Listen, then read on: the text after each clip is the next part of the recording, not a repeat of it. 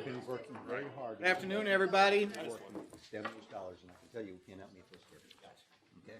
I want to thank you all for being here. I'm going to call to order the November 13, 2019 TTCC meeting. Thanks all for coming. First thing, obviously Larry Cheney is not sitting to my left. David is here. Most of us have seen an email from Larry that he retired, I guess, as of last Friday, so we all wish him well, I'm sure. If you haven't sent an email, I'm not sure if he would still get them, but certainly keep him in your thoughts. He was a great person to work with, and I think we all appreciated his service. I'm Jim Urban. I'm the Director of Planning and Development Services for the county. We'll go around the room and make introductions. David Burton with KIPTA. Matt Minier, City of Jefferson Town. Jim Solomon, Oldham County. Brian Dixon, Clark County. Ricky Boland, Trimar. Brittany Montgomery, Town of Clarksville. Dirk Cohen, Louisville Metro. Keenan Stratton, City of St. Matthews. Emily Louisville Metro. Keith Griffey, Bullitt County. Ida Coffey, Doug. Elizabeth Arden, City of Mount Washington. Craig Butler, Louisville Metro Air Pollution Control District. Tanya Higdon, KYTC, Central Office. Mike Hill, Lockmuir Group. Bob Stein, United Consulting. Megan Yule, AECOM. Bradley Coombs, Air Pollution Control District. Adam Forsyth with KIPTA. Beverly Bartlett, C2 Strategic. John Callahan with AECOM. David Lindeman with Palmer Engineering. Robert Frazier with HDR. Jared Haley with KIPTA. Patrick Osborne with Michael Baker. David Strange, Bullitt County. Sarah Bear, KIPTA. Elizabeth Mark with KIPTA. Nick Vale with KIPTA. Anne Marie Sager, KIPTA. Andy Rush, KIPTA. Ashley Tinius, KIPTA. Great, thanks everybody. First item of business is the minutes of the October 9th meeting. Action is requested, so anybody would like to make a motion to approve? Second. Motion and a second. Get that? Who's the second? Dirk. Any questions, comments, or corrections? There being none, all those in favor say aye. Aye. Any opposed? Ayes have it. The next item is public comment period. Anybody that from the public that wanted to address the TTCC, it's the time to do that now. No public comment. Okay, we'll move on to Transportation Policy Committee report. David? Thank you very much. The TPC met on October 17th. There were three business items or action items that were presented to the Policy Committee, all of which were approved. The first was the Connecting Kentuckiana Performance Impacts Report that was presented to the committee, and action was sought to go ahead and proceed with the update using this information. And the committee approved that. The next item that was up for action was the air quality component of the MTP update. Andy Rush presented that to the committees, and that was also approved in order to continue with the update. And then the last item was presented by Nick Vale. It was the quarterly project report, and Nick focused on the Indiana side of the equation and sought and received approval for the changes that were made available for Indiana. That pretty much wraps up the TPC report. Thanks. Any questions about David's report? I did forget there is an addition to the agenda. We're going to have a presentation by Louisville Metro for the Louisville Metro Safety Plan, and I'm going to put that under after item number 7.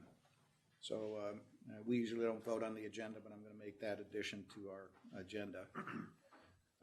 Next item is the participation plan. Ashley? Thank you. My name is Ashley Tinius. I'm the Community Outreach Specialist at KIPTA, and I am going to update you on our participation plan, or give you an update on our participation plan update, I should say. We started in March working as a working group with some of the people on this committee and members of our Transportation Policy Committee, and we are making some changes to our participation plan, and we are going to go through those steps right now. We had a 45-day comment period. We used a variety of different methods to engage the public and ask for comments. Our goal was to get comments about the draft participation plan, and the comments that we received were sent to a TPC comment subcommittee, and those are under review right now. And And our goal for the participation plan update is to have it advance at our joint meeting next month. So the plan was adopted in 2014, and in the plan it states that we will review it annually and update it every 4 years. So this is just an update. A few minor changes were made. The working group looked at it. We came up with a couple of ideas for engagement, and we put those different ideas into play. So we wanted to have a meeting in all of the 5 MPO counties and set out with that goal. But once we advertised that we were going to have meetings in all 5 counties, we received a comment from a member of the public that the meeting we were holding in Jefferson County was not centrally located, and that we should have another meeting or change the location. So we did add a meeting in Jefferson County. On the 8th, we were in New Albany. On the 9th, we were in Shepherdsville. On the 15th, we were in Shively. The 16th, we were in LaGrange. The 22nd, we were in St. Matthews. And the 24th, we were in Jeffersonville. So all around the region, trying to do our best to talk to people face to face and make it as convenient as possible for them to come and be a part of our engagement process. The comments that we received have been sent to that TPC comment subcommittee, and we have asked for those comments to be returned to us, any recommendations that they have on the comments that we got by the 22nd of this month, so we can put all of those comments, any of their recommendations into place. And then we are going to come to the TPC meeting on December 11th and ask that committee to adopt the update to the participation plan, which will be our 2019 participation plan, and keep us in line with our stated goals for updating it every 4 years. Does anybody have questions? We're not asking for any action on this, but we will be asking for it in December. We just wanted to let everyone know that the public comment period is over. We did get some comments, and we have sent emails to the members of the TPC comment subcommittee to see what they thought we should do with the comments we received. And Yes. I'm Two sorry, questions. but you're asking for a response from anybody that got that email regarding review of those Yes, comments. if At you least got if you got the email, the at least email, respond to it. So please respond. Yes. Okay, do you have a general idea how many comments you got to this point? We had 3 official comments regarding the participation plan. We got other comments about projects that are in the TIP and the MTP, but as far as actually about our participation plan, there was 3. So yeah, Doing good. not as many as I would have liked, but they were very good comments, the ones that we received. I feel like they were well thought out and worth the subcommittee looking at and making sure that everyone on the Transportation Policy Committee knew that people felt this way, and it was something that the public was able to tell us, and we could take that into consideration. Thank you. Okay. Great. I'm Thank going you. to pass this to John. Which is a good segue to the next agenda item, which is the new Dixie Highway project. John, thanks. Yes. Well, thank you all for letting me be here to give you an update on the Dixie Highway project. Before I start, though, just if you could raise your hand if you've heard me present about Dixie Highway before, just so I kind of know the audience. All right, so about half the folks.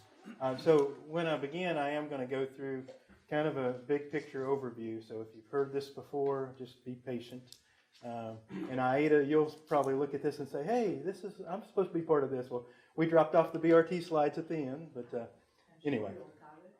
But the Transforming Dixie Highway project, and as an engineer, when I've talked about this project most of the time, I always start with talking about the safety issues on Dixie Highway.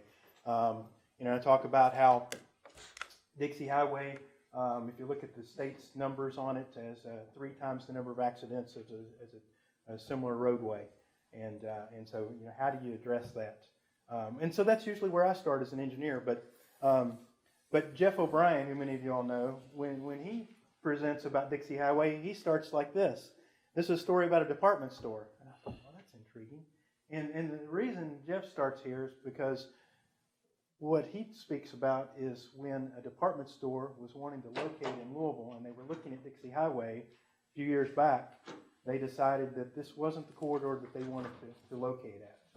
And why? And it was because many of you all have driven Dixie Highway and you look at it and it's not maybe the most inviting place in the world. Part of that, from my perspective, is safety, but there's many elements to that. So this project is more comprehensive than just the safety part that I think about. But the existing conditions, 60,000 vehicles a day, that's Dixie Highway near I-264. I grew up in eastern Kentucky, and I-64 in my area of the state carries probably half of that. So that's a considerable amount of traffic. One of the busiest bus routes in the city, Route 18 runs up and down there. The sidewalks, of course, are inadequate, and a lot of pedestrians using the corridor as well. Wow. Oh, your time's up. Yeah, my time. Wow. All right. Thank you. Okay. So we already talked about this, but that's just a little bit more on the safety part of it. The medians, wide Dixie Highway, or maybe you've heard it referred to as Dixie Dieway, but you've got so much pavement out there, it's just very chaotic, or it has been in the past, on what you're supposed to do when you're driving along the corridor with the two-way left turn lane, all that flush pavement out there. There you can see a photo of just how crazy it can be. Right now, it's still kind of crazy because we got drums and barrels out there, but people think that they can cut through our construction zone. But as the medians go and are put into place, there's a considerable reduction in the number of conflict points along the corridor. If you want to watch a kind of cool video, if you go to our Dixie Highway Facebook or our social media, you can find a link to a Utah DOT video that they put together, and it talks about why they're doing raised medians in Utah, and it's very well done. A little animation at the beginning. It talks about the conflict points and uses some similar statistics that we reference in this. So what is the project? First of all, there's a lot of partners involved with the project. And the primary partners are, of course, the Federal Highway Administration, where the funding, the Tiger funding is coming from, but the Kentucky Transportation Cabinet, Dixie Highway is their roadway. Louisville Metro was the lead on the project, and then TARC. That's the three primaries, but then you can see some of the others, the City of Shively, and then some non-governmental groups, the Southwest Dream Team and the Dixie Area Business Association, are a couple other groups that have been very involved with the project. The funding piece, I need to thank everybody here at KIPTA because, the Tiger funds, we received that award in fall of 2015, Louisville Metro did, slightly less than $17 million. But then SLO dollars, a little over $5 million in SLO dollars are also helping us with this project.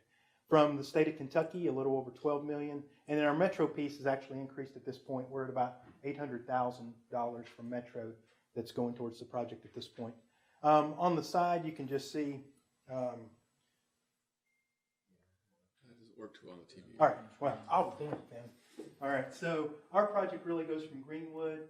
It goes from 841 from the Gene Snyder all the way to downtown. With respect to a couple of elements of the project, the technology piece, fiber optics, signals, that kind of stuff, and also the bus rapid transit. Within this piece from Greenwood to Crumbs is what we call our complete streets portion, and that's where the access management, the raised medians are taking place and all of that. Some of the other things, this highlights a project that's already been complete where we realigned the ramp off of 264 to Dixie. And then the yellow piece down here is showing the state's pavement rehab job. And what we're really trying to show there is, though our project is about $35 million, counting that pavement rehab job and some of the other work that the state has done, you're looking at about a $50 million investment in the Dixie corridor in the last, let's say, 5 years or so. So what we're trying to do is the bus rapid transit, certainly better pedestrian access, improved crosswalks, landscaping, all these kind of things that would really make a transformative project. So different elements, but the raised medians are going in right now. So if my phone were to ring, Beverly, and I was back there by it, it's probably somebody from Kurzway or Welby calling, complaining about the raised medians. Not to pick on those folks, but they're the ones impacted the most from the project. Because the raised medians do mean that on Dixie Highway, folks will have to go up to an intersection and make a U-turn to come back around to access many businesses and in some cases the road to their homes. And this is the raised medians currently being installed. I think something that was significant and important was that to make sure that this, after the project is complete, is not forgotten, that a policy was added to the Land Development Code with Louisville Metro as well. So that's already been done. That's already in place. Our project, it's doing the raised medians. It's not doing a lot to clean up the entrances. It's not doing really anything to clean up the entrances on the outside of the roadway. Because in order for us to deliver this project in the tight time frame that the Tiger grant required, that was one of the reasons why we decided we could not go into a right-of-way phase where we're negotiating with 170 businesses up along down the corridor. And because of that, all of our access management efforts are focused on that raised median. But through the Land Development Code, as new development plans come in, it will give Metro the opportunity to require some of those entrances and things to be cleaned up later on. Similar, it's cut off at the bottom, but what that says is 30%. Similar projects reduce accidents by about 30%. If you watch that Utah DOT video that I referenced, it talks about a 40% reduction in severe accidents.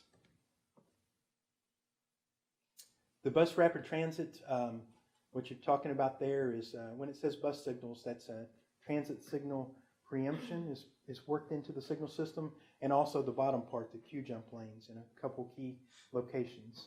And what that is bus rapid transit is kind of like express bus service, but kind of the next step up. Ideally, with bus rapid transit, you would have dedicated lanes for the buses. Well, 60,000 vehicles a day on Dixie Highway, we can't take a lane away and dedicate it to the buses. So you could, in some cases, folks refer to this project as, this is like a BRT light. But what we're doing is, it's fewer stops than Route 18, so the bus is stopping less often. It's especially branded buses, but also through some technology pieces, we can enhance the flow of those buses. And that's through the transit signal preemption, which my simple way of thinking about that is if the bus is coming to a traffic light and that light is green, but it's getting ready to turn red, then it might stay green just a little bit longer to allow the bus to get through that intersection. And the Q jumps mean that in some cases, the bus can hop over into a right lane where there's a signal head specifically for the bus, and the bus gets a green before the rest of the traffic so they can move out before the rest of the traffic. That allows the bus to be more dependable, more reliable for the folks using it. Of course, concrete pads and stuff like that, wherever the bus is setting, has a tendency to do a job on the asphalt pavement, so there's concrete pads and things like that. The bus stops and stations, a lot of those are in, so if you want to see what they look like, you can drive part of downtown or drive Dixie Highway and see those right now. I alluded to this earlier, but part of it also is a partnership with Kentucky Wired. I talked about the fiber optics running along the length of the corridor. Kentucky Wired's installing a portion of that, and our project is installing part of that as well. This is kind of a sample of what the buses will look like, the special branding. We've, through the project, are purchasing 8 new buses for TARC. They've actually already been purchased. TARC really could have used 9 buses, and so to make this work, they're doing some adjustments to make that work as well. And so if Aida were to talk about the project, she probably also would talk about how this meshes with the work that they're doing right now on their comprehensive operations analysis, which is another, and their long-range plan, which is another project that's funded by PL funds through KIPTA. I mentioned earlier the small project, the ramp, where it goes off of 264, going westbound to Dixie Highway northbound. And this project, had 2 goals. One was just to improve the safety overall for drivers, but the second goal was specifically for pedestrians, to make sure there was some way for a pedestrian to get from one side of 264 to the other. So rather than coming down to the end of that ramp and looking over your shoulder and thinking you can just keep going all the time, it's not quite a T intersection as you can see, but it's much closer now. So you can still do a right on red, but it's the signal's there to allow a better crossing for pedestrians and also to control that movement a little bit better. And there is also a loop back on the ramp so that if traffic were to start to back up onto the main line, then it gives a little more green time to let that flow on out. But you can see some of the numbers there that were pulled. I mean, a tremendous drop in accidents at that location. So this is, all that's just overview on the project. And so if you've heard me talk about it before, probably no different than before. But here's the significant thing for now is when are we going to be finished? That's what most of the folks out there want to know. So most of the work's going to be complete by the end of this calendar year. That originally was our goal, to have everything complete by the end of the calendar year, but we got a little bit of a slow start on the beginning of the project, and so the contractor really didn't get a notice to proceed until, I'm trying to remember if it was November or December of 17, and they really couldn't mobilize and do a lot during the winter months, so we asked them, don't put any barrels or cones out there right now. Let's wait until January. And because of that, kind of a domino effect. And then on the tail end of this, it pushed our schedule. So the part that will wait until spring really is just the final pavement that will go down. So by the end of this calendar year, the drums will be out of the place, or out of the way. All the lanes will be open. The medians will be in place.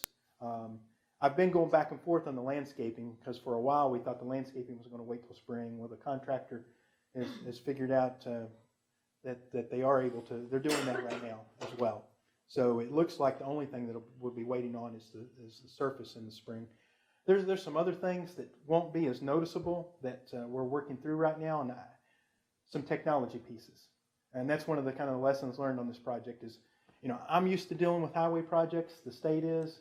When you throw in fiber optics and software and video screens that tell you when the next bus is coming and all this kind of stuff, that's a little bit of a learning curve for us. And so, whether or not when the first BRT bus runs somewhere the week of January the 6th, almost the first week of January or so, when that happens, whether or not the video screen at the BRT stations will actually tell you when the next bus is coming, that's questionable right now. That might be a month or two afterwards, but that's the kind of things that are up in the air right now. But certainly, all the lanes will be open come January, and that's going to be cool. And the buses will start running.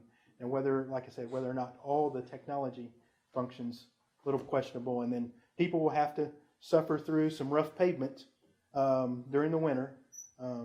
But hopefully we can get the message out that don't worry, we're not going to leave it like that. Once the weather breaks, we'll come back with good pavement. Now, I'm going to let Beverly with C2 talk a little bit about what we're hearing from the public right now, because I know what I'm hearing is, I joke with my wife that we're in the stage of construction now that's the I hate John Callahan stage.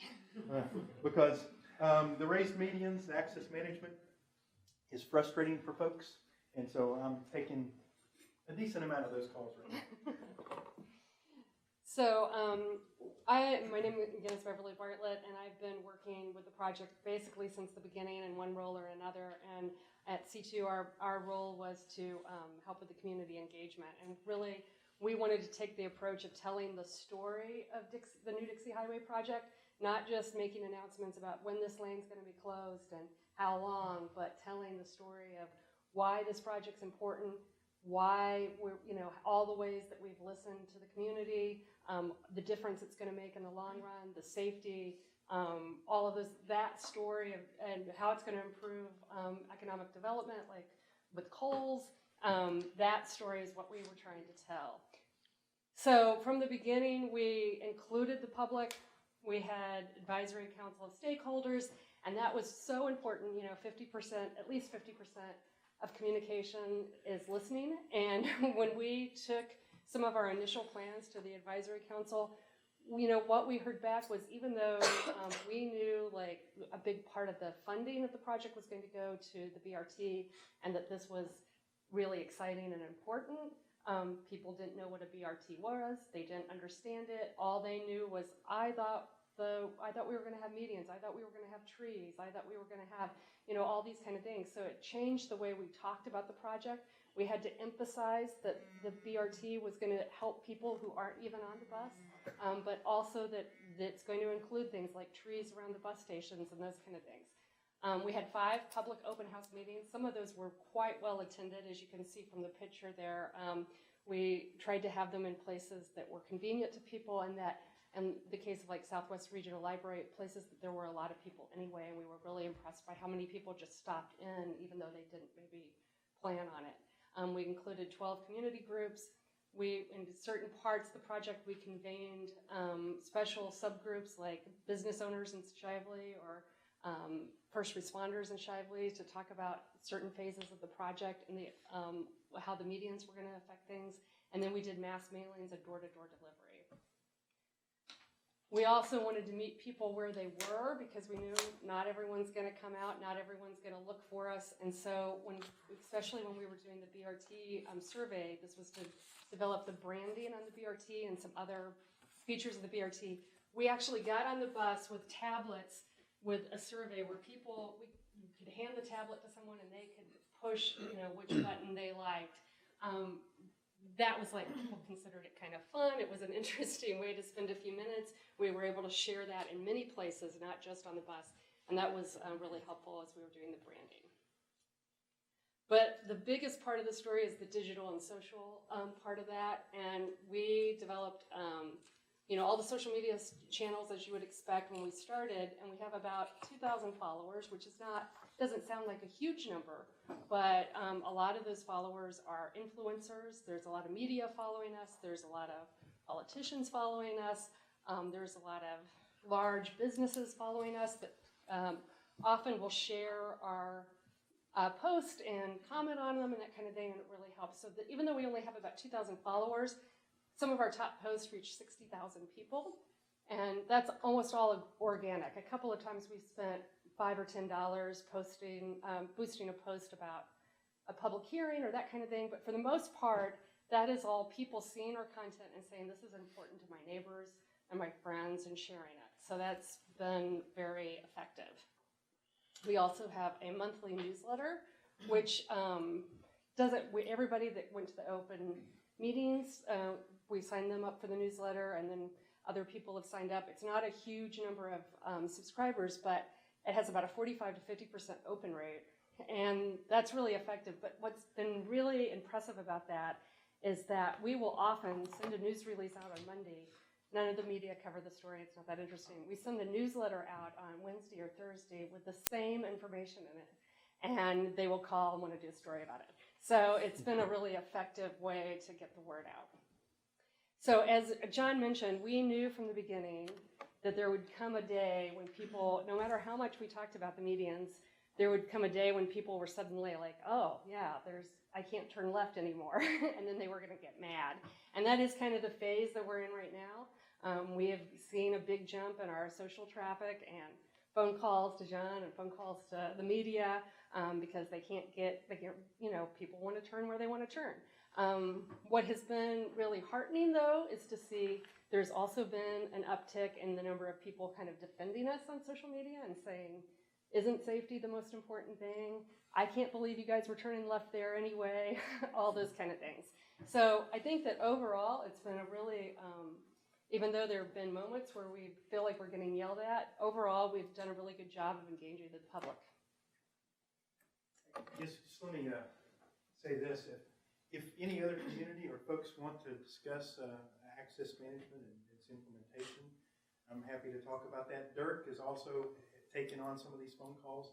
They're lovely. As the poor guy I left at Metro that gets some of those calls as well. So Dirk can speak in similar ways to, he probably feels that he's getting hateful calls because of what I've done. So anyway, or what we've done. It's a great project. Thank you. Do you all have any questions? I would do it again. I'd do it to Westport Road tomorrow. Thank you.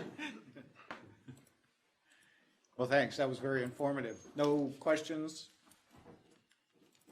Great. We'll move on then. David Burton's going to give us an update on the Metropolitan Transportation Plan. A real brief update, because you've been hearing a lot about it lately. So we just want to touch base with you on a couple of things that we've completed so far in the last year or so, and I'll give you an idea of where we're heading. Here's a list of the different things that we've been working on, and it's important that we point out that when I refer to we, I mean KIPTA staff, of course, but also project sponsors and the TTCC and the TPC have been heavily involved in making this happen. And it's been a long time coming, but I think we're finally getting to the home stretch on getting this MTP updated. We've completed the project submissions, we've completed the project evaluations and the ranking process. We've done the performance impact review that you saw last month, the air quality analysis that you saw last month.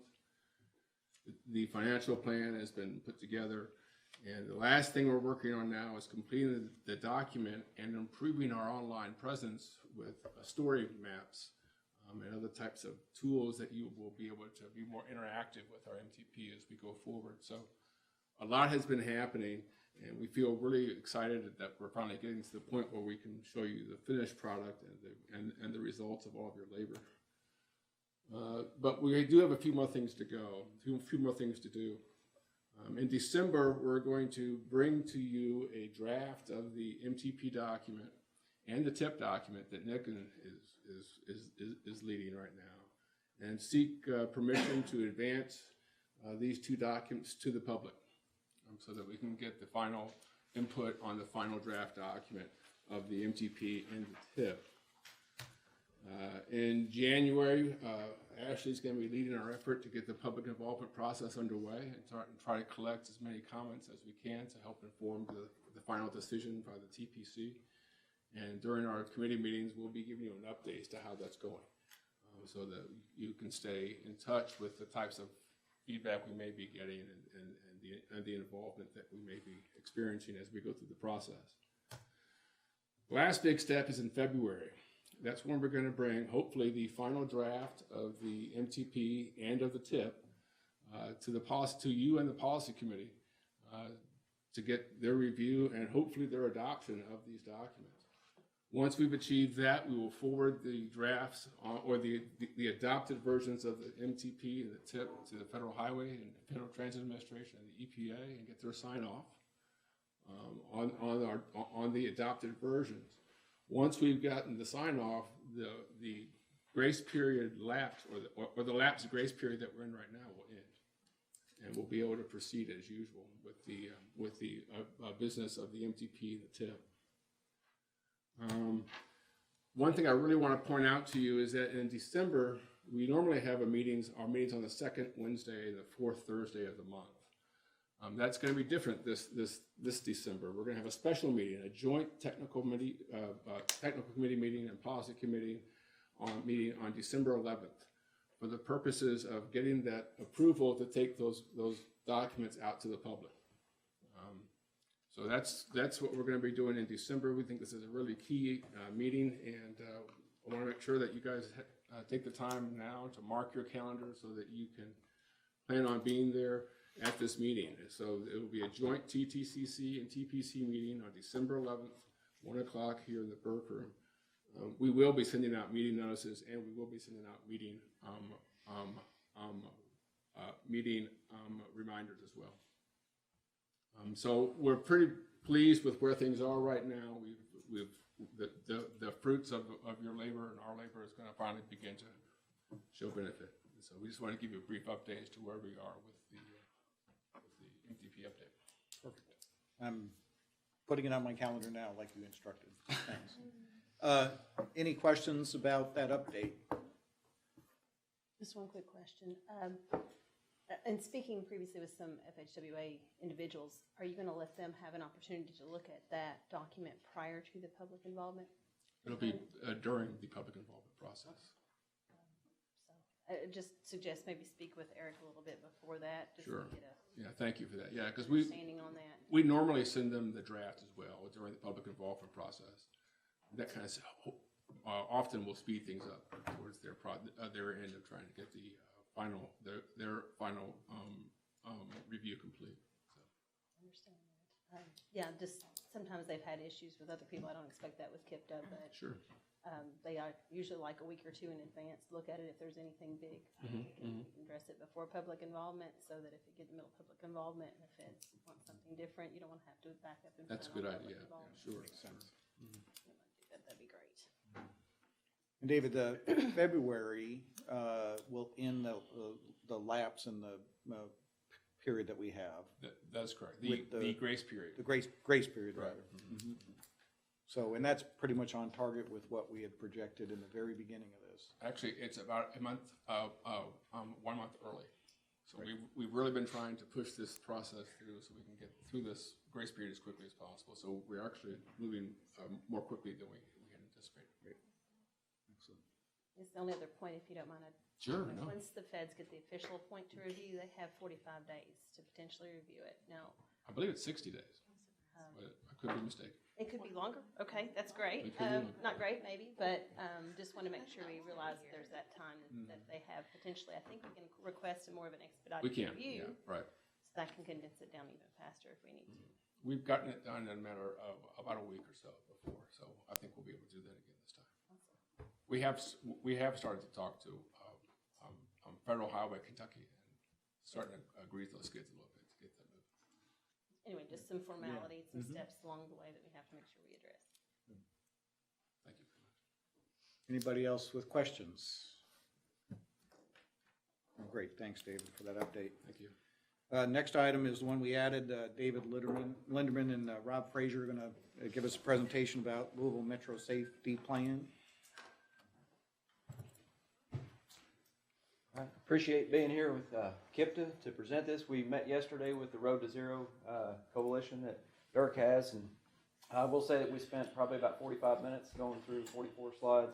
That's because we took questions and so on, and we went into a lot of depth. I'll try to be much quicker today. So, No questions. every year the Transportation Cabinet gets about $40-some million in HSIP funding that's federal funding that has to be spent on projects selected with a data-driven process. Well, traditionally that process has been that they take the 12 highway districts and each one gets an equal amount of money across the state. But because Louisville has about 10% of the fatalities in the state of Kentucky, we're now looking at developing this Louisville Roadway Safety Plan so that more money can be spent in Louisville based on more proportionate to the number of crashes and the number of fatalities in the area. So specific to the Louisville area, in Louisville, Jefferson County, we're developing a roadway safety plan. The purpose is to use a data-driven process to identify and prioritize projects with common traits and risk factors and countermeasures that can be applied to reduce serious injury and fatal crashes. We've been through the data collection and existing condition analysis. We're getting into the project identification and prioritization process. And eventually we'll develop the roadway safety plan and a communication plan that goes with it in the spring. We've gathered data from a lot of sources, KIPTA, Metro, Louisville HIS data, from all over the place, and brought it all into one big GIS database, which is really a massive amount of information.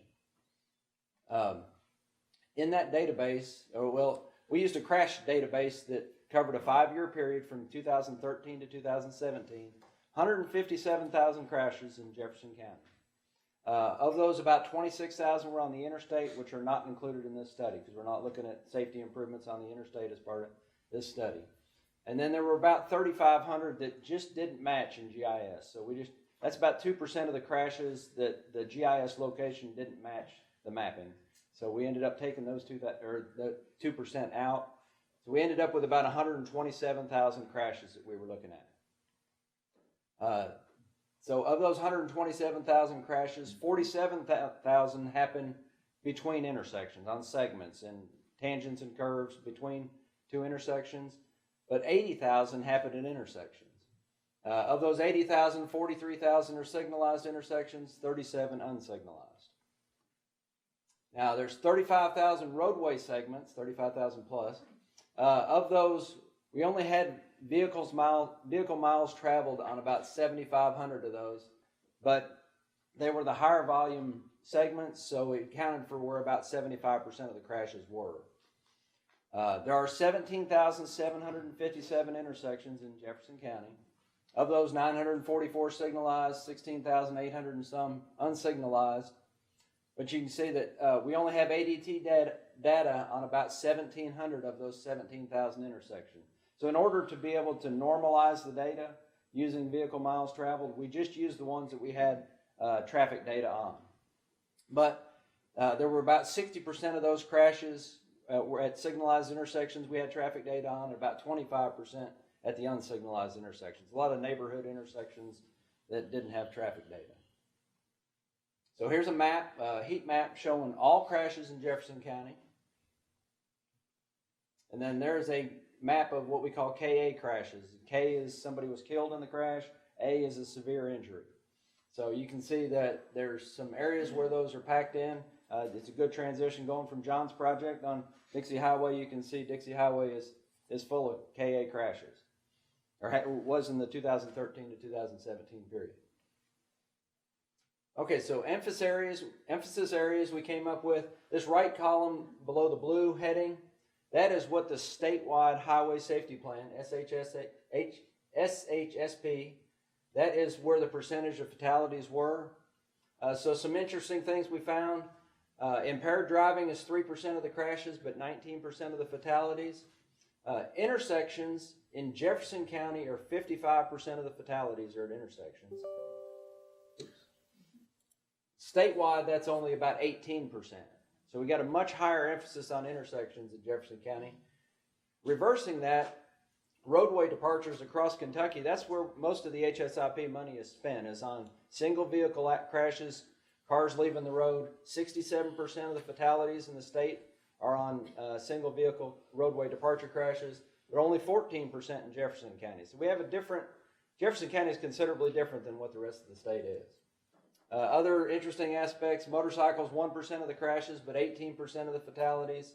Non-motorized users, bicycles and pedestrians, 2% of the crashes, 29% of the fatalities. Environmental justice areas we found in Jefferson County, 42% of the fatalities in environmental justice areas here. Also, dark areas with no lighting, 6% of the crashes, but 29% of the fatalities. So we're taking a systemic approach to safety, looking at focusing on the risk factors. When you think of a doctor that says he's looking at whether you have the risk for a heart attack, he asks, do you smoke, do you drink, do you eat well, do you exercise much? And he determines all those risk factors. The more risk factors you have, the chances of having a heart attack are higher. Well, this is a similar approach we're taking to safety. We're looking at the different aspects of roadways and intersections to determine what risk factors there are in Jefferson County, using statistics of where all the crashes have been to try to determine what those risk factors are. Predict the likely locations where crashes would occur, and this is really effective for bicycles and pedestrians also. Okay, so we looked at 5 different sets of risk factors: roadway segments, signalized intersections for automobiles, unsignalized for automobiles, and then signalized intersections for pedestrians and unsignalized for pedestrians. This is one of my favorite pictures. Oops, I'm sorry, I was trying to point at that. This little guy standing there waiting across the road and by himself. We took that picture. That actually is on Dixie Highway. It was part of one of our HSIP intersection projects there. Okay, so for roadway segments, we came up with 9 selected risk factors. And so things like 4 lanes from 8,000 to 17,000, 2 lanes with an ADT of 6,000 or more, one-way roads, 2-way roads that are 4 lanes, 5 to 10 lanes, etc. You can see down through there. And of course, EJ location is one of them too. I'm going to give you a few examples, but I'm not going to give you all the data on each one of them. So for example here, this is 4 lanes, and this is really hard to read, but 4 lanes, 8,000 to 17,000 ADT. We looked at percentage of crashes divided by percentage of vehicle miles traveled as one factor, and then percentage of KA crashes, killed or serious injury crashes, divided by percentage of vehicle miles traveled. And we looked at those ratios, and anything that was over 1 was overrepresented. And then we added percentage of crashes to percentage of KAs, added them up, and if they were over 2, we considered that overrepresented. And we found that there was a band between about 8,000 and 17,000 ADT on 4-lane roads where you had overrepresentation of crashes in that area. And I believe where that occurs is that's really the level of service C band. That's where cars can move the fastest and they're the most densely spaced. So you level service A and B, you got cars more spread out and they're moving faster. Level service D and E, you got cars that are more packed in, but they're moving slower because they're more congested. So in that level of service C band, you start to see higher crash rate because people are moving faster, more closely together. And it's an area that potential road diets could be employed to take a 4-lane road down to a 3-lane road. One-way roads, you can see there's a pretty high incidence of crashes.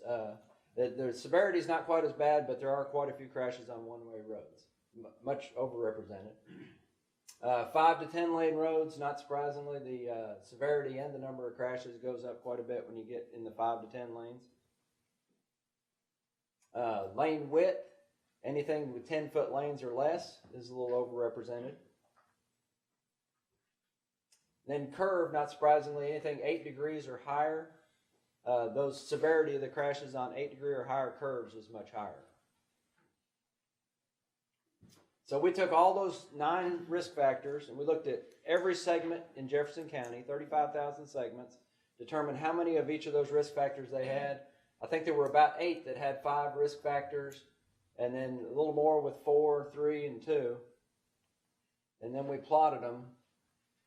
And so this map shows each segment in Jefferson County and how many risk factors that it has. That's just for roadway segments. Then we looked at signalized intersections and came up with 5 risk factors there. First one being EJ locations, then previously warranted signals. And what we mean there is there's a warrant for a traffic signal, generally about 15,000 total ADT at a traffic signal is a warrant that a signal should be there. Some intersections in Louisville had a signal. The traffic volumes have dropped. There's no longer really a warrant for that signal there, but it's still signalized. So there's been a lot of crashes at those types of intersections. Then 35 mile an hour, 2-way 4 approaches, 2-way 12 or more lanes, 1-way 8 lanes. So here's a chart showing EJ locations, considerably more crashes at EJ locations at signalized intersections. And that's KIPTA's definition of environmental justice locations.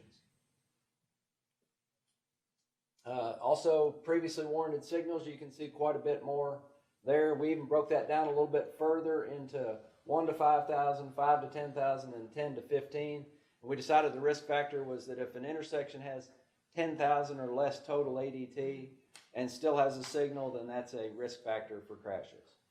And a possible mini roundabout might be a solution to taking the signal out and putting a mini roundabout in. Could be a possible countermeasure there. So then signalized intersection, we added up all the different numbers of risk factors there. There were a few that had 4. Well, it's more than a few, I think there's 6 or 8 there, and then there's 100 and some that have 3. And so we plotted them, and you can see a pretty strong correlation. There's a lot in the west end of Louisville. A lot for signalized intersections in the west end. Downtown in the west end. Unsignalized intersection, there were 7 selected risk factors. Again, environmental justice. And then they get more confusing because we were combining different things. 3-lane or main line has 3 or more lanes, and the secondary has 2 lanes.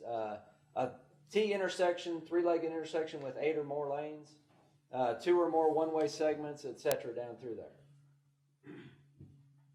So an example of that, again, EJ location, again, unsignalized intersections, much higher, particularly much more severe crashes in environmental justice areas.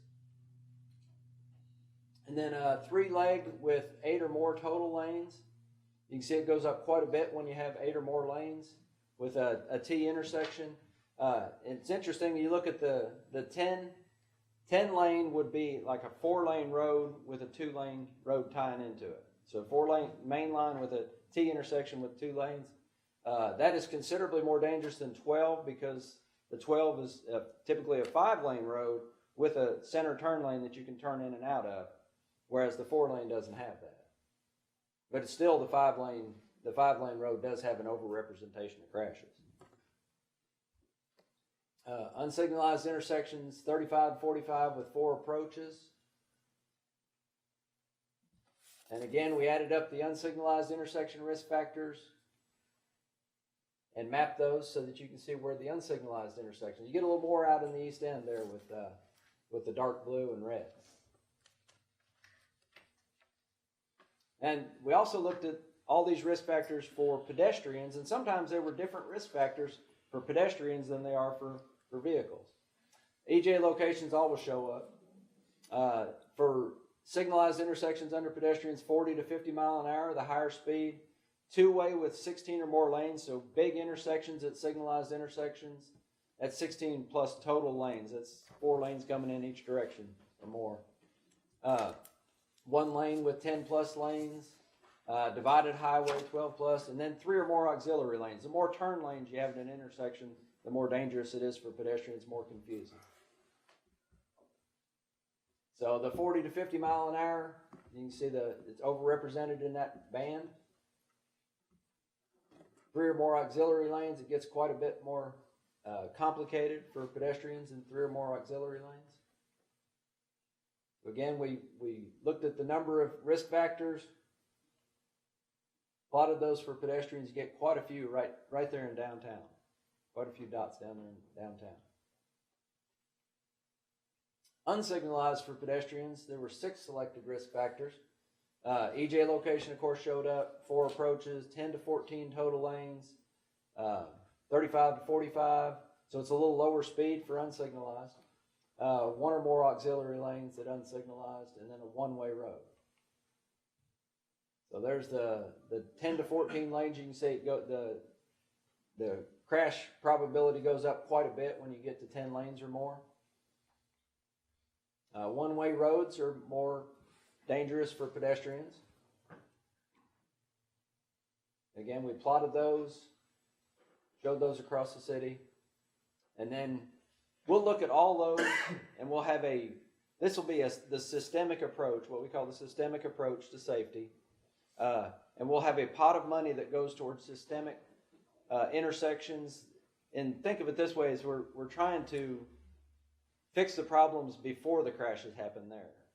We'll also have a pot of money for reactive intersections, where we'll take all those intersections that have the worst crash data, and that money will go toward fixing those intersections with the worst crash data. And these are mostly low-cost improvements. We're talking about reflective backplates, refreshing striping, some inexpensive things to do, supplemental signal heads.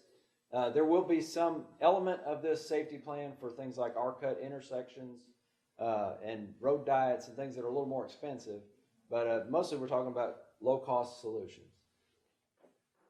So again, we're at the countermeasure recommendations and identification and prioritization. We'll be looking at all these dots that we've created based on the risk factors, looking at what kind of crash history they have, and then also looking at a list of reactive intersections of the worst intersections in the area or in the city. We've developed a set of funding goals with Mike Vaughn and the Division of Traffic Operations. So generally the math is you've got about $40 million a year that comes from the feds. You got about, so over 6 years, that's $240 million. So he's looking at putting somewhere in the $30 to $40 million a year in the Louisville area. And then he's broken it down into intersections because so much of the KA crashes are at intersections, 64%. He's looking at spending 60% of that money on intersection improvements. Non-motorized bicycles and pedestrians, which we don't spend much money at all in across the rest of the state. We would spend about 20% in Jefferson County because it's overrepresented there. And then roadway departures, we'd only spend about 15% on roadway departures in Jefferson County. There's other category in there for things like red light cameras, speed detection devices, not necessarily for enforcement, but in order to gather information about people are running the red lights a lot at this intersection, so we need to do more enforcement there, but not taking pictures and sending them tickets. So I'm good with that. good with that? Yeah. Send them tickets. I went through that really quickly. I apologize. So, questions?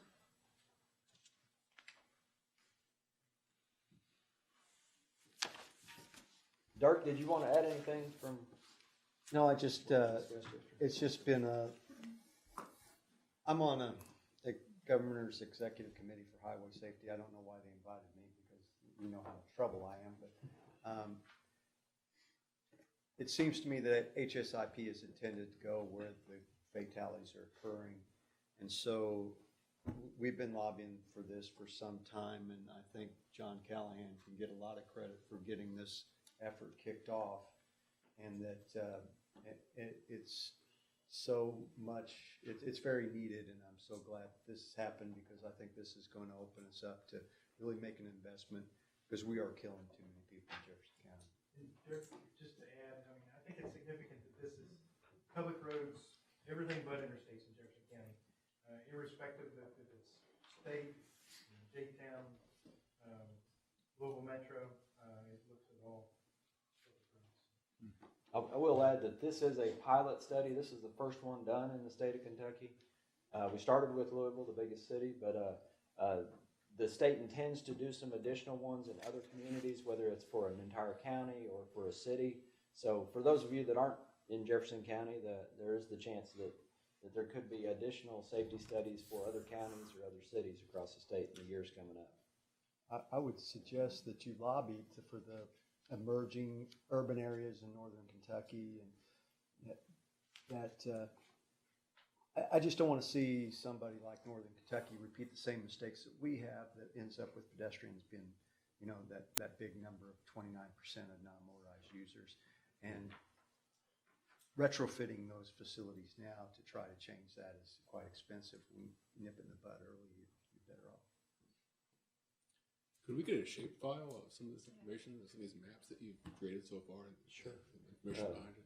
I'll have to tell you, like I told her, I'll have to go through Mike Vaughn and make sure he's okay with what we give out. But yeah, we Got to stand behind me in line there. Dirk's made his request already, so I haven't got it yet. All right, fair enough. It's coming.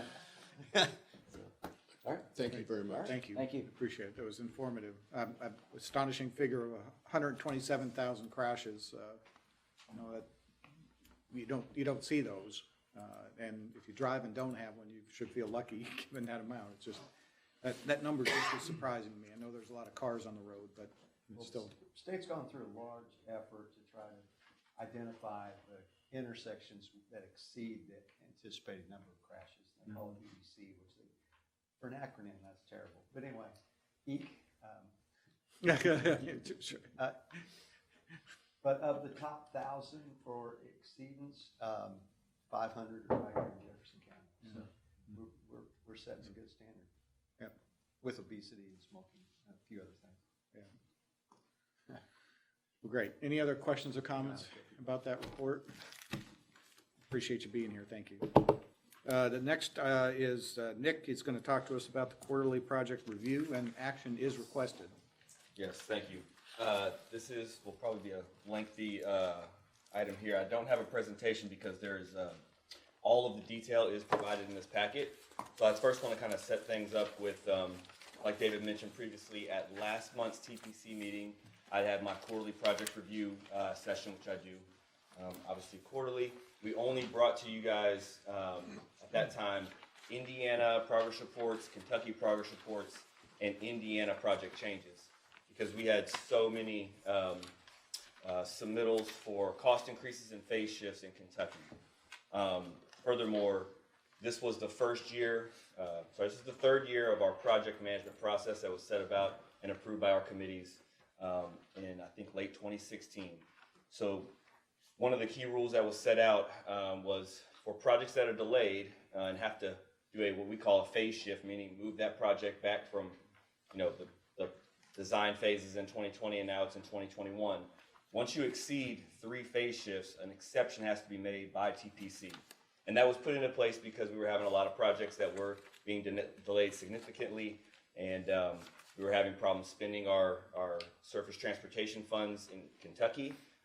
This year the project sponsors have done an incredible job and have obligated over $23 million, which is like a 30-something% increase over any year over the last 10 years.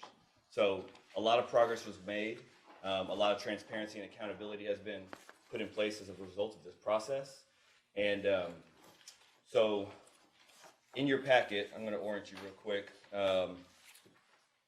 You have two attachments to my memo. One is called the TTCC Project Working Group Exception Recommendation Report. And then after that, there's one that I think is just called Kentucky Project Changes. And these are all of the projects that do not require an exception. So I kind of separate these two out because of how we're going to discuss these. So before we get into the actual projects in the exception report, let me just make sure everyone knows how this works. When there is an exception to either our cost increase rules or our phase shift rules, a project working group has to get together to review all of those requests. And then they make a recommendation that comes to this body that then is sent to, or can be modified here, of course, and then sent to TPC for final approval. The project working group consists of 9 agencies. 5 of those are static, so we have representatives from KYTC, NDOT, KIPTA, TARC, and Metro. And then there were 4 rotating agencies, and that was the Ports of Indiana, Jeffersonville, St. Matthews, and Metro Advanced Planning. So we had 9 members that were part of that working group, and I think in each meeting we had, 6 or 7 or 8 able to make each one.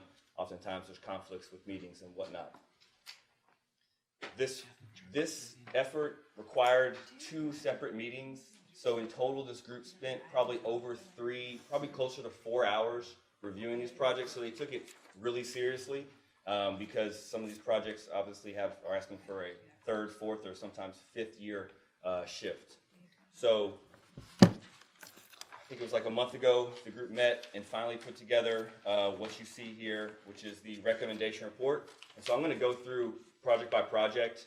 I think we have some time, so I just want to make sure everyone understands where each project stands, because there are some projects that are not being recommended for an exception, and that was a group consensus, including those project sponsors that are actually being impacted here. So page 1 starts off with 3 cost increase exceptions.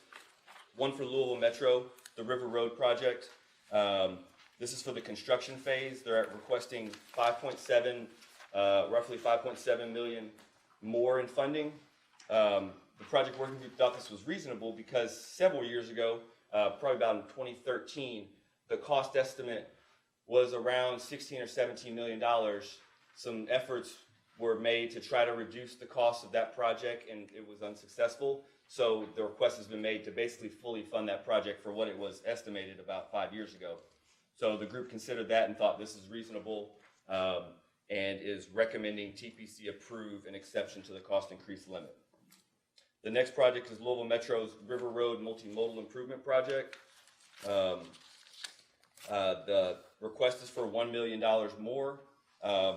The committee or the working group thought this was reasonable, primarily because when this project requested funds originally, it asked for considerably more funding than was available. So that project only received about $400,000 because that's what was left over in the Transportation Alternatives Program. So this request essentially fully funded what they originally thought the project would be thereabouts with that estimate. So again, the request was considered reasonable. The project working group is recommending that approval of the cost increase limit. Oldham County, Old Floydsburg Road Safety Improvement Project.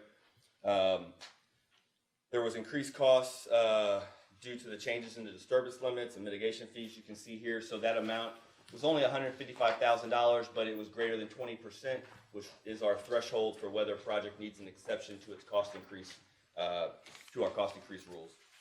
Again, that request was deemed reasonable and recommended TPC approval of that exception.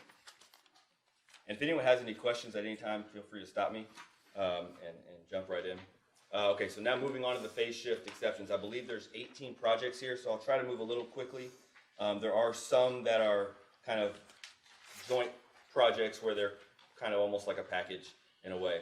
So Jefferson Town's Good Samaritan Bicycle and Pedestrian Trail Connector. This project was asking for its 3rd phase shift from fiscal year 19 to 20. And I'm going to bring up the next one too, the Bluegrass Commerce Park bicycle and pedestrian trail project.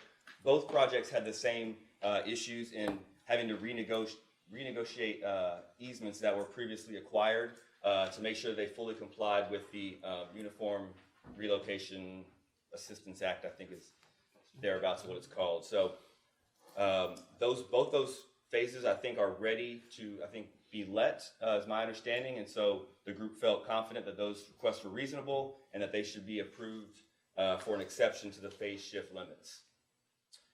Next, we have Louisville Metro project. So the River Road extension, this project is in final design, and there was significant archaeological review due to the location downtown. And it's a very high priority for Louisville Metro, and local matches being committed, and the project working group really felt this was reasonable to allow them to continue to proceed along with this project. And so it is approving or recommending a TPC exception. Louisville Metro's A.B. Sawyer Shared Use Path project. We're talking about the utilities phase of this project. It's being requested to shift from fiscal year 19 to fiscal year 20. There's been an unresponsive property owner, and due to these things, due to this issue, they've, I think, had maybe a tweak on the preferred alignment for that project. And they do plan to kind of combine the utility construction phase that's scheduled for 2020. So because everything's kind of seems like it's moving to ahead there and getting towards construction, the group felt the request was reasonable and is recommending an exception to the phase shift limits. The next three projects are all part of the Jefferson Memorial Park. The Louisville, there's three segments of the Louisville Loop there. So Pond Creek, Dodge Gap, and Medora. All of the kind of mitigating factors are all somewhat similar. And there's delays for a number of reasons. Final design is going to take place, will begin in 2020. So as you can tell, these projects are quite a ways away from actually getting to the right-of-way and utilities phase at this time. And so the project working group felt it was not reasonable to recommend those phase shift exceptions. And Louisville Metro obviously was in that group and was in line with the rest of the project working group as well. So unless somebody would like to bring up these projects, I think the consensus was made that this project should continue moving through design, and when it's ready to request funds for the additional subsequent phases, they can do so at that time. All right, moving on to Louisville Metro's, this is page 5 of this attachment, Louisville Loops, Northeast Louisville Loop Section 2. Here, there was no recommendation made because the project sponsor did decide to rescind the phase shift request. Those funds will be removed from the project and returned to the MPO dedicated fund. And basically, the idea here is there are other segments that need to move forward before this one kind of restarts, for lack of a better word. So those funds, so it's not a recommendation here. This is simply they pulled that request, and those funds will be removed from that project. Northeast Louisville Loop MET Section 3, there were significant delays with a property owner that decided not to sell. There's also some fiber optics with Kentucky Wire that introduced new obstacles, and the group does not recommend TPC approve these exceptions. They're going to continue on with these projects. None of the projects that I mentioned are being canceled in any way. It's simply that they have reanalyzed the timelines for each of these projects. And I think the general idea of this process was don't hold funds, without being able to move them in advance of the project in a timely manner. So the next two projects are in a similar vein. The Olmsted Parkway's multi-use path system, Section 4 and Section 5. There was a lot of rescoping of that entire Olmsted Parkway's projects, and so the recommendation is being made not to approve those exceptions. Those funds will go back into the pot for other projects to compete for. And when the projects have completed final design, they will essentially restart. So that was 4 and 5, and then we get back to sections 6, 6, 7, and 8 of the Olmsted Parkways, the group felt it was appropriate and reasonable to grant them exceptions for those 3 phases so they continue on the design path. So as those projects complete this final design, they would be able to then come back to the table and recompete for those funds again. So that's section 6, 7, and 8. They do recommend allowing design to continue into 2020. That takes us to page 9, Louisville Metro's section, the Olmsted Parkway section 9 phase. Sorry, that was the same as 6, 7, 8, and 9 are all being requested and recommended for an exception to the rules to allow those folks to continue to design that project. And then lastly, we have 3 Oldham County projects. The first being LaGrange Underpass west of LaGrange. There's some complexity here due to the location near new interchange, major railroad. There's been other issues with utility delays, and the sponsor is actively buying property, and so the group did not feel it was unreasonable to grant this request and allow them to continue to move forward towards construction in 2022. Oldham County's bike and pedestrian trail, Old LaGrange Road. There was a slight scope change that essentially KIPTA, as the NPO, was not allowed to make that scope change because we're in a grace lapse period right now. So the group felt that's a reasonable request because essentially it was out of their hands. They were ready to obligate those design funds, and KIPTA, under the circumstances we are under right now, was not able to make that scope change in our TIP, in our programming document. So federal highways would not allow that to be authorized. So they will be ready to move forward once our new TIP and MTP are in place in February, March timeframe. So they are recommending an exception to that one. And finally, Oldham County Spring Hill Trace Sidewalk. There was issues, really complicated situation with a bank in California and a mortgage release. There's details in this report about that. Because of those extenuating circumstances, the project working group felt this was reasonable and is granting an exception to the phase shift limits. So I'm going to stop there because I'd like to take any questions about these exceptions and the ones that are not being recommended in this report, take any questions and then take action for these separate from the other ones. Are there any questions about the recommendation report or any issue with the report?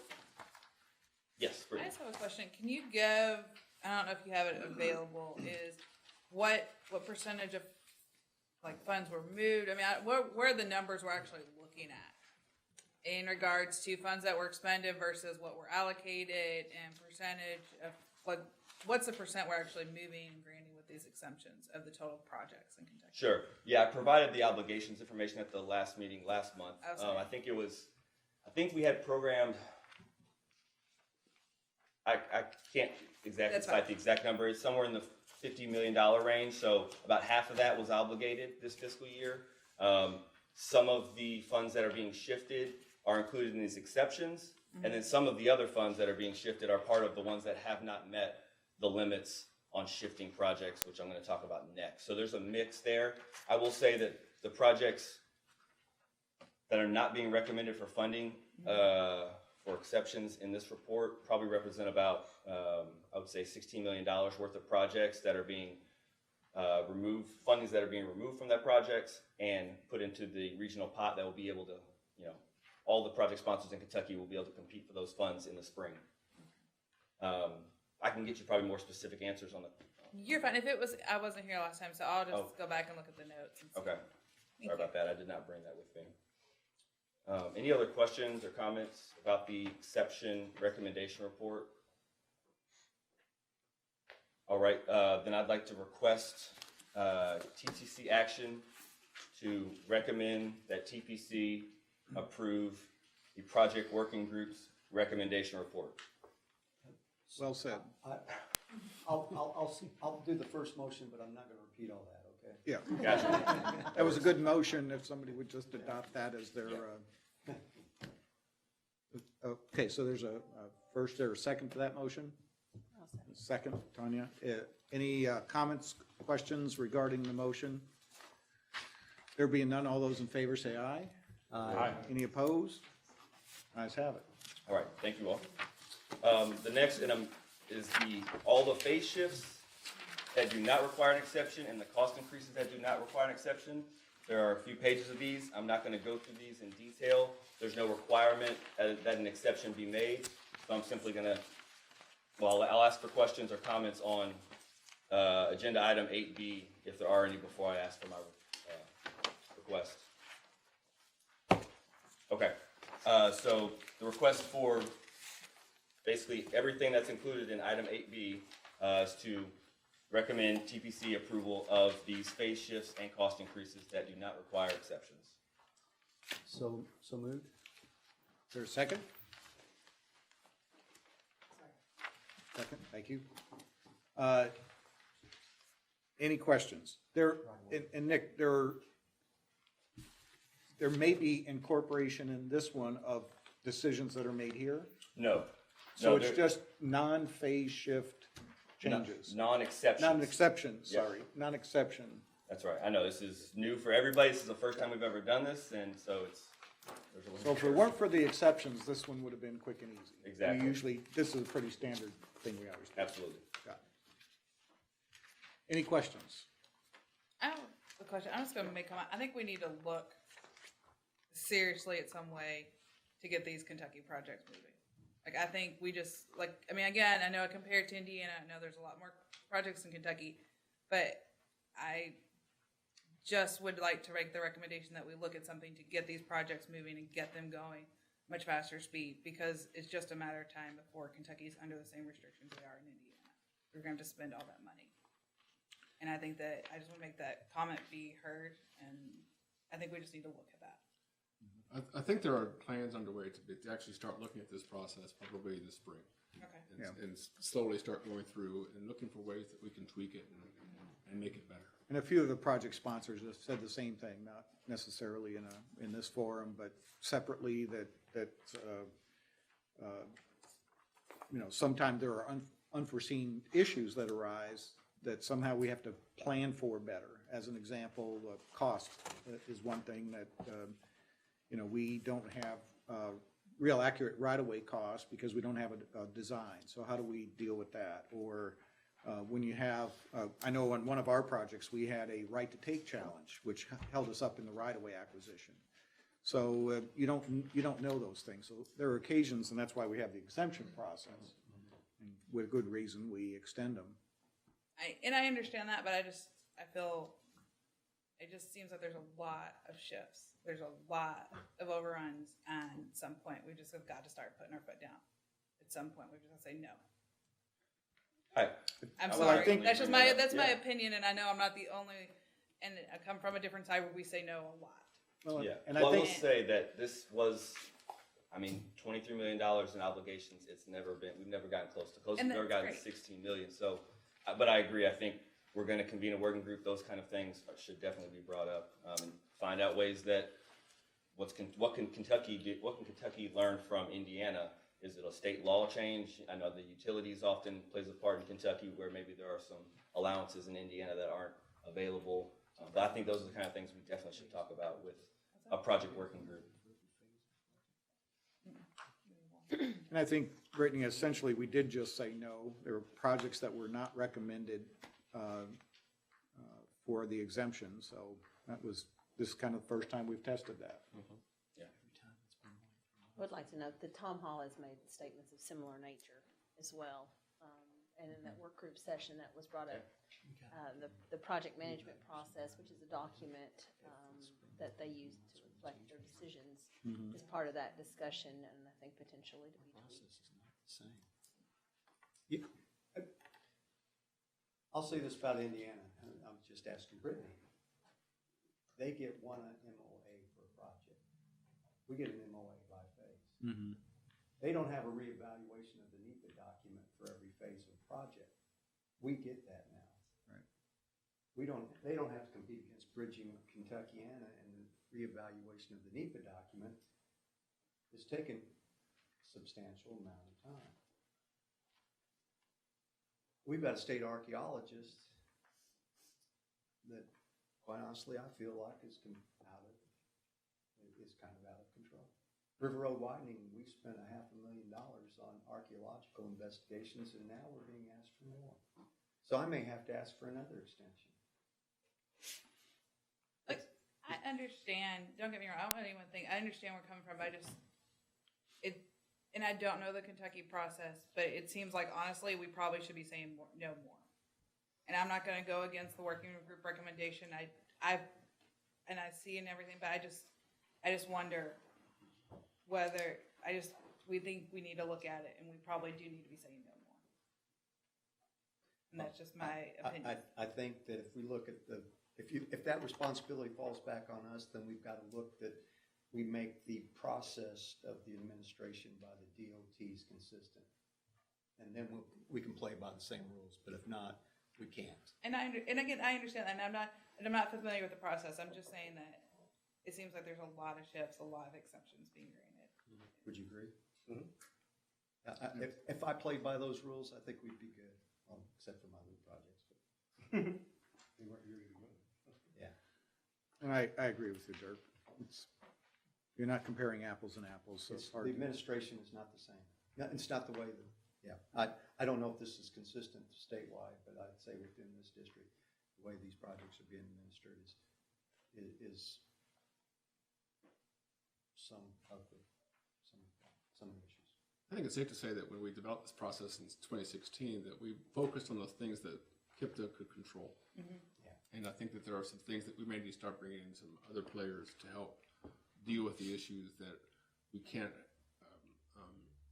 touch immediately, and maybe start to asking other people questions on how we can advance things a little more. But I will take some responsibility for not understanding the process when I applied early and setting schedules and budgets. Mm-hmm. And so there's mistakes on our part, and I will freely admit that.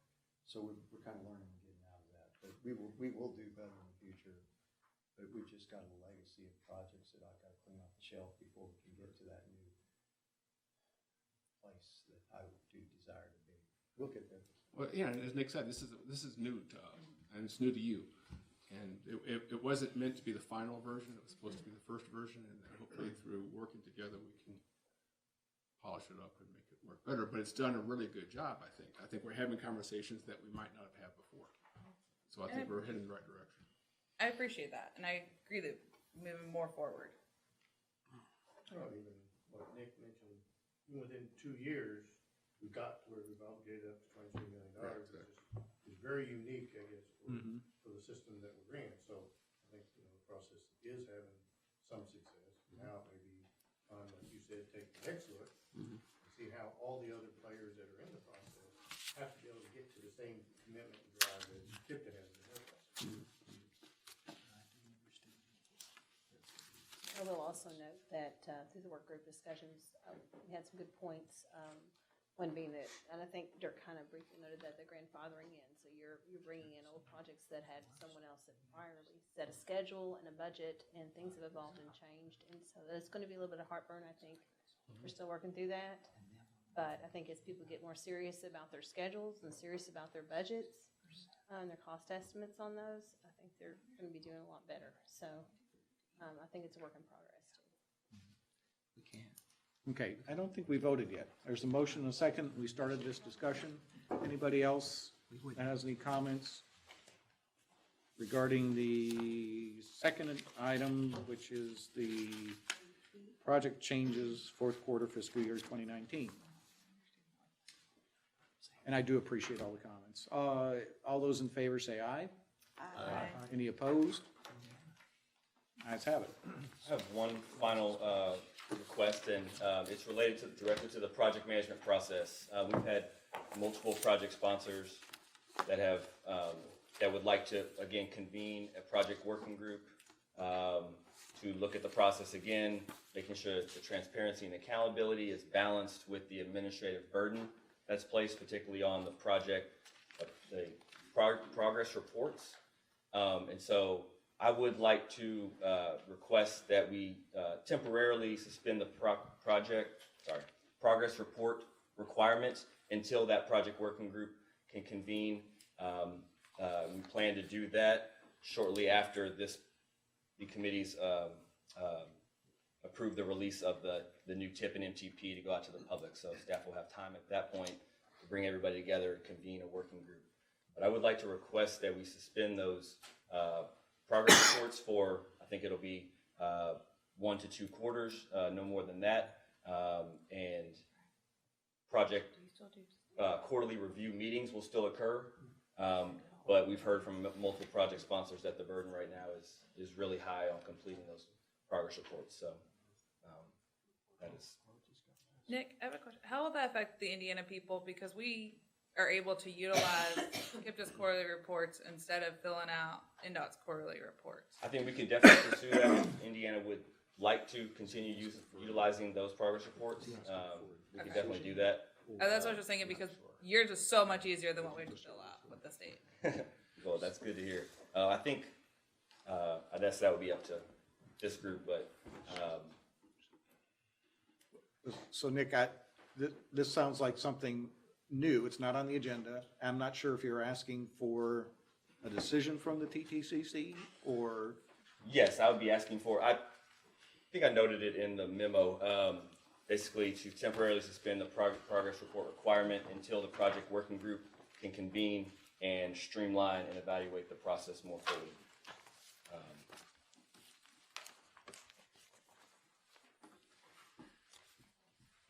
Did anybody else see that in the memo?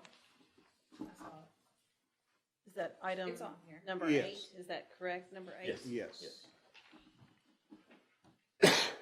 We've had multiple project sponsors make this request, and so I'm relaying that to you all at this time.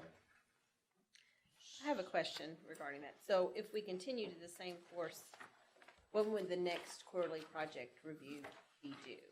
If we stayed in our current scenario. If we stayed, progress reports would be, I would send those out in the next week, and they would be due within 3 or 4 weeks. So Mid-December is that what we're Mid-December. talking?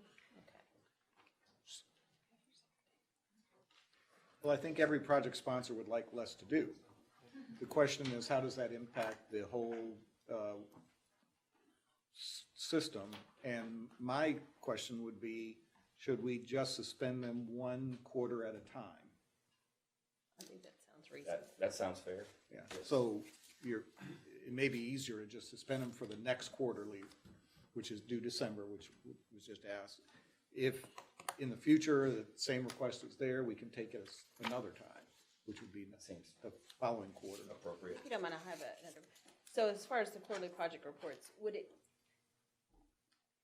be reasonable to assume that maybe only those that they know they have an issue with their project even submit anything to you? Because I think the benefit of the quarterly project report is to see that there's a problem. Right. Oh, absolutely. And to make an adjustment as quickly as possible to streamline that effort. And I know there is an underburden on a lot of people about that. So I don't know if there is an idea of, well, we don't need to see everybody's quarterly project, but just something that is significant enough that would require a change, say a scope change or a time frame change on the schedule, or a cost increase that they could deem more than that 20% ratio. This is a significant issue that we would have to address as a committee or a working group. Could we make something a little bit more efficient in that manner? Because still you're held responsible for your project, whether you submit a report or not, correct? We could certainly do that. I think that might be more complicated than it sounds. We're not, because we just started the new fiscal year, I don't anticipate that any project sponsor at this point is going to say that they would like to shift their phase back from 2020 to 2021. That's true. And there's no funds right now for cost increases because we just went through that process this quarter. That makes sense. So that's the only reason why I bring that up in that. I'm not opposed to it, but. Well, I think before we get into the nuts and bolts of what we would require with the progress report, why don't we just focus on, if we're going to just kind of put a pause on one of them, and then that'll give us time to sort of. No, I think you made some good points there about the budget and already allocating funds, and we just started a new fiscal year, so it seems reasonable as far as the next. Yeah. If there was a good time to suspend, this is it. I would Sounds make right. a request that you exempt Indiana, because we're almost halfway through our fiscal year. Okay. So that's other role that plays, I think, and the report impact that this has on our NDOT reports. So I would say maybe this be a Kentucky exemption, so that way we can continue, because again, we're at halfway through our fiscal year already. Makes That sense. certainly makes sense, and the folks that I've heard from are on the south side of the river. Okay, yeah, I'm like, that would. That aligns. Okay, so unless there's other discussion, the motion might be that we suspend the next quarter's quarterly report, which would be due in December. Right. For the state of Kentucky only. I'll make that motion. Second. There's a motion and a second. Everybody understand the motion? A little less work to do this quarter. Any other comments or discussion? There being none, all those in favor of the motion say aye. Yeah. It's kind of like the last day of school. Any opposed? Thank you. All right, thank you all. All right. Last item is other business. Is there any other business to bring before the TTCC today? Just a very quick confirmation that the next TPC is December 26th. Nope, it'll be on December 11th. Combined TTCC. Combined TTC, Okay, I TPC. thought Now, already there is the, On the TTCC day. there's the annual TPC meeting that's gonna happen this month. Okay. At, That's on the 26th. 26th, yes. Motion to adjourn. Second. Second. All in favor, get up and leave.